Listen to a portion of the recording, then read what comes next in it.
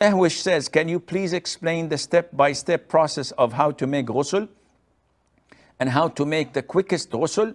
Can we do quick ghusl if we want to purify ourselves from menses? The answer is yes. Ghusl is one, which is to intend to uplift the major ritual impurity by covering your whole body with water and turning the water in your mouth and rinsing your nose.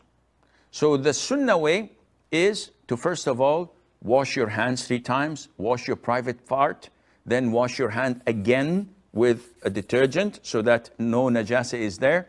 Then perform wudu, normal wudu, with the exception of the feet, don't wash them. Then take 3 scoops of water and wash your hair thoroughly, reaching the scalp. Then pour water over your whole body, wash your feet, that's it. This is the sunnah. The other way is just simply take a full shower that cleans your body with rinsing your mouth and nose.